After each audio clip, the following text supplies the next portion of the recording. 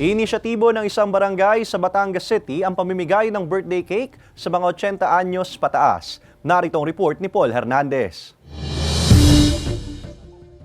Sabi nga, life's too short to say no to cake. At para i-celebrate ang another wonderful year, isang barangay sa Batangas City ang bahala sa cake para kina lolo at lola. Inisyatibo raw ito ng pamunuang barangay ng Bilogo. Para mas maiparamdam ang pagmamahal ng barangay para sa kanila. Itong invaluable service or invaluable senior ng mga barangay nitong April 2024 lang siya. So ito, si nanay ay pang-10 na sa mga nabigyan na ng cake. Ang cake ibinibigay sa mga residente ng barangay na nagse-celebrate ng 80th birthday pataas. Kaya pasok sa pa-birthday cake ng barangay si Lola Paring na nagdiriwang ngayon ng kanyang 81st birthday. Ayaw ko talagang mag-celebrate. Ayaw ko talaga ng mag-birthday.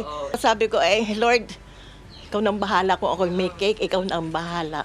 Tapos? Di ako'y masayang-masaya ngayong araw na ito. Sa listahan ng barangay, 280 ang senior citizen at mahigit 50 naman ang 80 years old above. Kinikilala ng DILG Batangas City ang inisyatibong ito. Pero ang tagubili ng ahensya, dapat pasok sa general funds ng barangay na nakalaan sa senior citizen pati na rin sa PWD.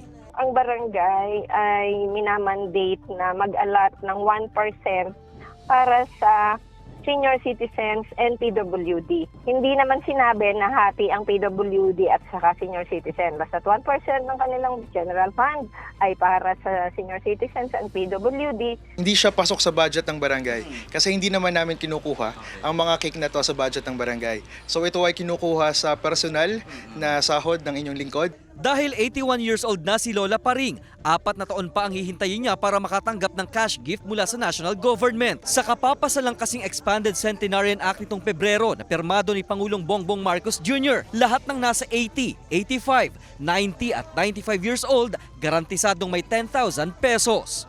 Kasama si Buhay Adante Jr., Paul Hernandez, Balitang Southern Tagalog.